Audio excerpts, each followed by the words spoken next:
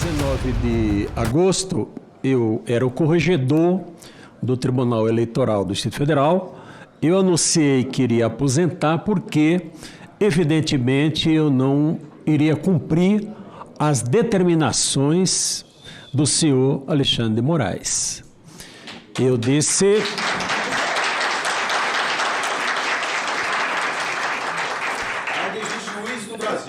Eu disse que ele fez uma declaração de guerra ao país, senador Girão, e infelizmente eu estava certo.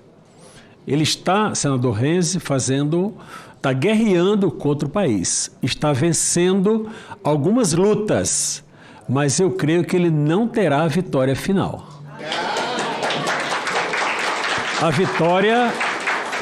A vitória final será do povo brasileiro.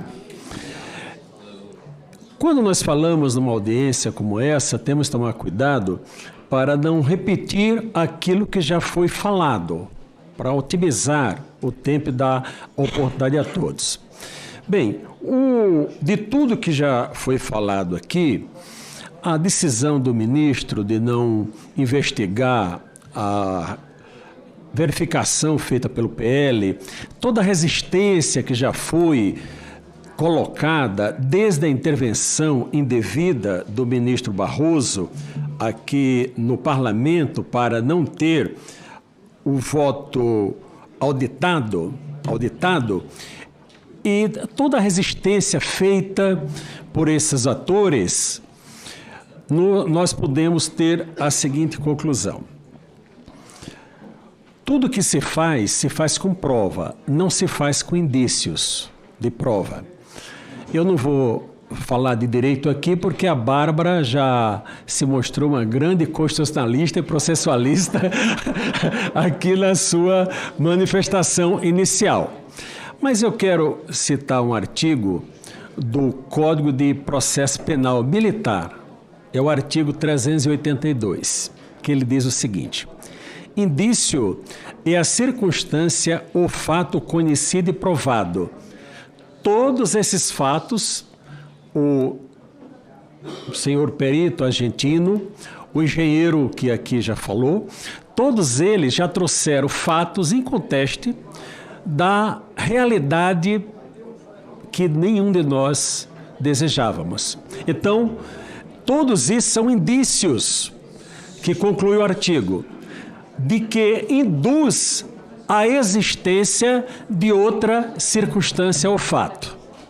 Então, todos esses indícios que nós já apuramos aqui, induz a circunstância de afirmarmos que as urnas eletrônicas têm problema. Nós não podemos dizer que houve fraude, porque o processo está sendo impedido de ser verificado. Então, olha, eu fui 21 anos juiz de primeira instância e 9 anos como desembargador. Interroguei muitas pessoas. Vou dar 2 exemplos práticos, deputado Felipe, para nós situarmos. Quando no processo civil, uma investigação de paternidade, o menino é a cara do pai. Olha, mas não tem dúvida, é a cara. Olha, olhou, senador Girão, né, senador Reis? É a cara, mas eles namoraram tudo. Enfim, mas o juiz tinha que decidir, olha, parece que ele é o pai mesmo. Mas a evolução apareceu o quê? O DNA. Que o DNA é prova inconteste, 99,99. No processo civil, quando o investigado, e as advogadas aqui sabem disso, se recusa, deputada Carla, a fazer o exame de DNA, a presunção é contra ele. Agora eu vou para o exemplo do processo penal. Eu atuava em turma criminal agora, antes de aposentar. Muito bem. Quando no exame de trânsito, uso de álcool no trânsito, bebida alcoólica, deputado Gaia, e a pessoa se recusa, ela não pode fazer prova contra si, ela se recusa a fazer o teste do bafômetro, se recusa ao exame clínico, não é? Mas todo mundo está vendo que a pessoa não consegue sequer andar, toda aquela prova, ele poderia ter feito uma prova ao contrário, ter dito, olha, eu fiz o teste do bafômetro e ficou comprovado que eu não ingeri bebida alcoólica. Ou outro, eu fiz o teste DDA e ficou comprovado de que eu não sou pai dessa criança. Pois bem, o Tribunal Superior Eleitoral, ele faz ao contrário. Ele que tem os instrumentos para dizer, olha, tudo que vocês estão falando é um absurdo, isso aqui está absolutamente irregular, absolutamente legal, mas o que ele faz? Ele tolhe, impede de que a prova seja realizada. E com esse impedimento de realizar a prova, nós todos, a população brasileira, tem o direito de suspeitar de que tem coisa errada. Essa é uma realidade. Como nós falamos muito de apontar erros e não apontam, e às vezes não apontamos soluções, eu quero apontar uma solução. Eu queria propor ao Senado Federal, à mesa do Senado Federal, aos líderes, que fizessem, tendo junto também senadores como Renzi, como Girão, que estão à frente desse processo, o senador Lazier também, o senador Cajuru, que propusesse uma reunião com os ministros supremos, 11, e dissesse, ministros, chegou, parou, passou do limite. Qual é a proposta que nós fazemos, Vossas Excelências? Encerrem imediatamente os 2 inquéritos ilegais, inconstitucionais, é o 4781 e 4874, salve isso, né? Pare imediatamente e entregue as provas ao Ministério Público, e o Ministério Público vai analisar e ver se alguma coisa que está ali presta ou não, deputado Girão. Se presta ou não. Se o Supremo tomar essa aceitar essa proposta, nós começaremos a ter o processo de pacificação do país. Agora, eles não podem, eles terão o benefício de alegarem que, olha, nós não fizemos isso, já deveriam ter feito de ofício. Se o Senado não for até lá, o Senado tem que se mover, tem que chegar até lá para fazer a proposta. Senão eles vão ficar, não, mas ninguém me propôs, eu não podia fazer nada. É possível que eles aceitem? Não creio. Mas tem que haver a tentativa. Por que eu não creio? Porque todas as ações, e aí eu não vou detalhar muito, Gustavo, porque é consenso nacional de que o senhor Alexandre de Moraes já praticou muitos crimes. Usurpação de função pública. Ele exerce, para conseguir uma água, eu agradeço, ele exerce a função de promotor de justiça, de procurador da República, de juiz de direito, então de delegado de polícia, senhor delegado da Polícia Federal, isso é usurpação de função pública. E o Ministério Público, nem se fale do artigo 129 da Constituição, e eu fico abismado que essas pessoas que têm a sua prerrogativa constitucional vilipendiada não representem ao Procurador-Geral para dizer, olha, está usurpando a minha competência, porque o artigo 102 diz qual é a competência do Supremo Tribunal Federal. E, evidentemente, que o que ele está fazendo não está dentro da competência, não está dentro. Infelizmente, o Supremo tem referendado. Pois bem, eu quero trazer, senhores juristas, para discussão um dado que eu não vi ainda ser tratado, mas eu resolvi tratar, porque eu fui a uma manifestação e quero dizer que não conheço ninguém de lá. Voltava de viagem, passei pelo local, vou dar uma olhada, e no domingo resolvi ir e resolvi falar. Na hora que cantou o hino nacional, e todos com a mão na boca depois, 3 minutos de silêncio, eu pedi a palavra e falei naquele momento, e defendi a prisão de Alexandre de Moraes. Eu não tenho...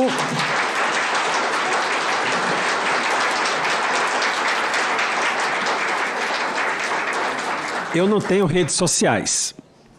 Minha comunicação é só por WhatsApp, não nenhuma rede social. Mas uma filha minha me disse, olha, pai, alguém escreveu aí que vai dar 3 dias para você estar em público se retratando. Eu estou aqui reafirmando, ao invés de me retratar.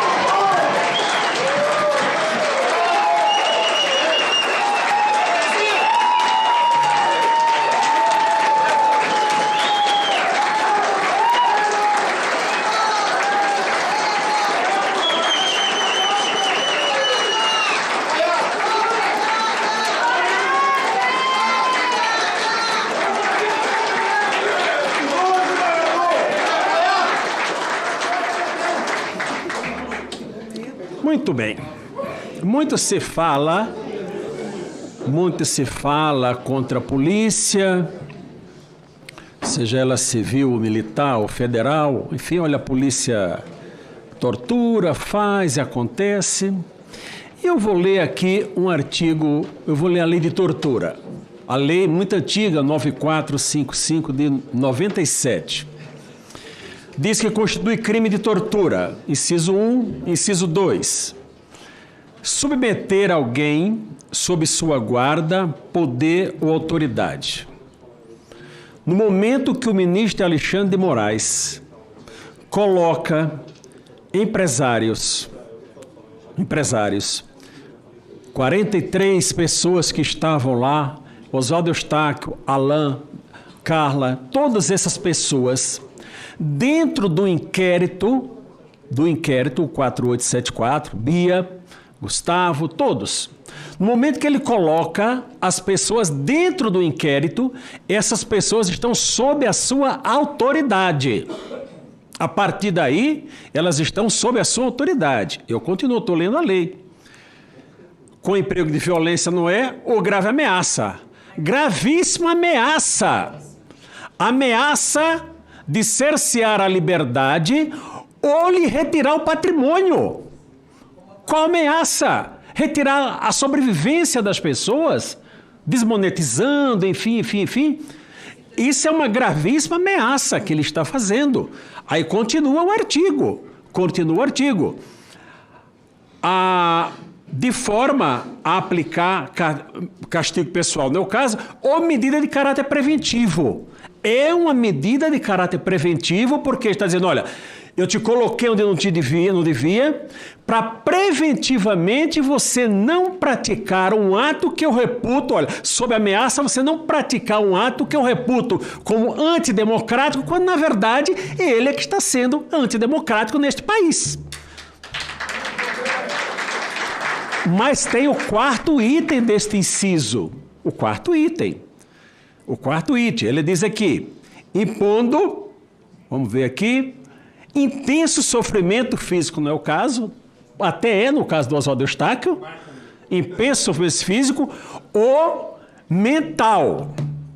Eu ia dizer, senador Girão, senador Reis, vamos convidar aquelas pessoas todas que tiveram redes sociais cerceadas, liberdades cerceadas, patrimônio com Constituição, patrimônio bloqueado, para ficar mais simples, se elas estão tendo algum sofrimento mental. Se elas chegarem e disserem, não estou, eu me desculpe e retiro. Mas ao ouvir a Bárbara, que aqui chorou e mostrou a indignação da violência que ela está sofrendo, eu acho que nem preciso fazer essa pergunta para dizer que eles estão sob intenso sofrimento mental.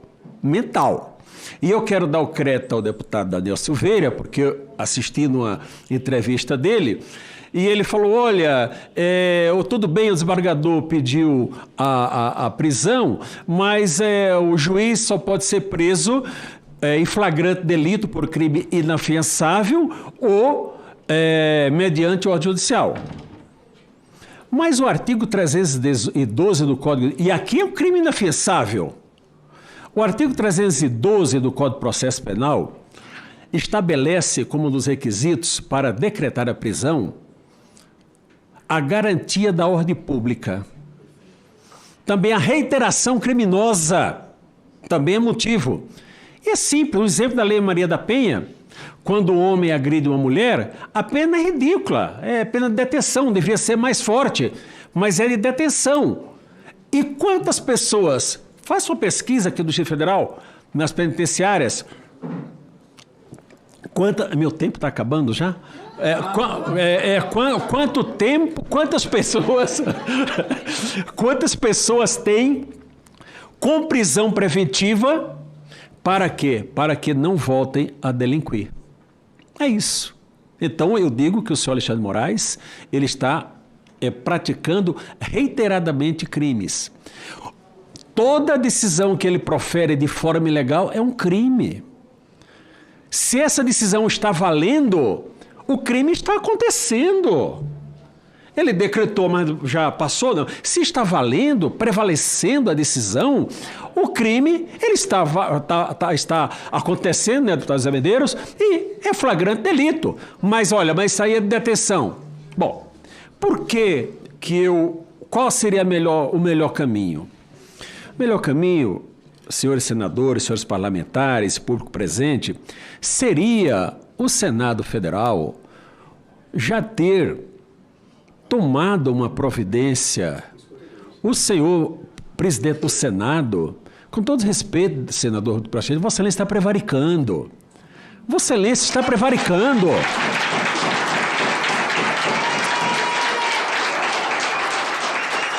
Veja, nós somos pessoas, seres humanos, pelo menos a quase totalidade, que temos que ter temor a alguma coisa. Temor a Deus, temor não ao cumprimento das regras, mas se eu sou um sujeito que tudo que eu fizer, eu tenho a certeza antecipada de que ficarei na impunidade, e se ele não tiver um sentimento, eu não sei nem se eu posso falar, enfim, ele não terá freios. Eu dou exemplo do sinal de trânsito. O sinal está vermelho ali. Eu não passo porque eu posso causar um acidente, eu sou responsável, eu não faço isso. Mas se eu passar e for flagrado, eu posso ter minha habilitação retirada. Os senhores ministros do Supremo, eles não têm medo de nada. Porque eles poderiam temer, o Senado eles não temem, ao contrário, população brasileira. O Senado está numa comissão para modificar a Lei 1079, que é a lei do impeachment, e, pasmem, presidida pelo Lewandowski. Presidida pelo Lewandowski, para que, não vi o anteprojeto ainda, mas para blindar os ministros do Supremo Tribunal Federal e ainda incluir Forças Armadas nessa história toda. E pressionar os senadores a não se manifestar. Cala a boca, senador. É o que vão fazer. Mais ou menos, é isso. Então nós estamos no estado de exceção. Nós estamos, brasileiros, no estado de exceção. Todos já disseram isso, rompimento institucional. O vice-presidente da República, Mourão, já se manifestou, futuro senador dessa casa, nesse sentido. E quando nós estamos diante da ruptura constitucional, o que é que nós podemos fazer? Aqui nós temos dois ilustres delegados da Polícia Federal, que sabem que nos crimes comuns a competência é da Polícia Federal para apurar e para julgar do Supremo Tribunal Federal. Eles podem fazer isso? Eles podem fazer isso? A quem recorrer? Nós não temos a quem recorrer. Por isso que eu digo que a ordem constitucional está rompida e a ordem pública está abalada. A ordem pública foi jogada no lixo. Nós podemos ter uma convulsão social nesse país. Infelizmente, podemos evitar? Poderíamos pelo Senado. Não vai. Mas é triste dizer isso, que votamos e o senador, o representante e tal, porque uma grande parte dos senadores quer, mas não funciona. Então eu digo que não há solução. A sociedade brasileira, sofreu um golpe praticado pelo Supremo Tribunal Federal.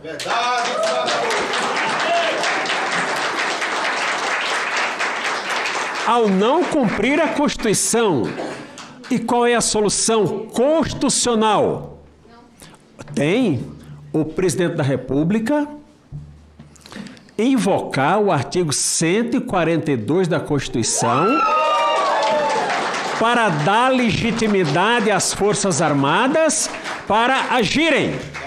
Se, vejam, tem muitos pedidos, Forças Armadas, tal. No momento que nós estamos, com fragmentos da Constituição ainda em vigor, se as Forças Armadas agirem de ofício, vai ser colocada como um golpe, embora seja um contragolpe.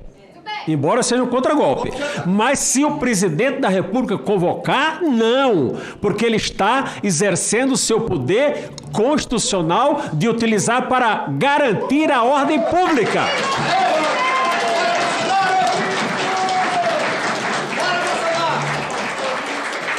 Essa é a realidade que nós estamos vivendo. E para concluir, senador Girão, eu vejo que com a composição atual do TSE, não tem solução. Imagine que o TSE fez uma resolução que dá poder ao próprio presidente de fazer tudo. Foi para o Supremo, para o Procurador-Geral da República, ingressou com a medida apropriada, foi para o Supremo. Quem votou lá? Os 3 ministros que votaram no TSE, Carmen Lúcia, Alexandre Moraes, Lewandowski, votaram também lá no Supremo. Isso está errado, não tem a quem recorrer. A população está entregue. Então, o presidente da República tem até o dia 31 de dezembro, e todos nós temos que ter paciência, para exercer o seu papel constitucional. Se ele não o fizer, chegaremos 1º de janeiro e aí a rua vai dizer: o poder que o povo delegou para que o parlamento exercesse, o parlamento não está exercendo. Então, o povo, eu acho que do estágio que nós estamos, poderá exercer diretamente. E nós não sabemos onde o nosso país vai parar. Eu falo isso, senhoras e senhores, com muita dor no coração. Muita dor no coração. Eu larguei minha carreira, eu poderia ficar mais 8 anos no tribunal, mas eu não poderia participar desse processo, dizer, olha, eu fui um corregedor da Justiça Eleitoral e carimbei decisões absolutamente ilegais. Eu vou, mas agora para concluir mesmo agora é de verdade. O Brasil comemorou 200 anos de independência há dias atrás. Nós fomos novamente colonizados por um império chamado Supremo Tribunal Federal. Basta esperar quem será que dará um novo grito de independência ou morte. Muito obrigado.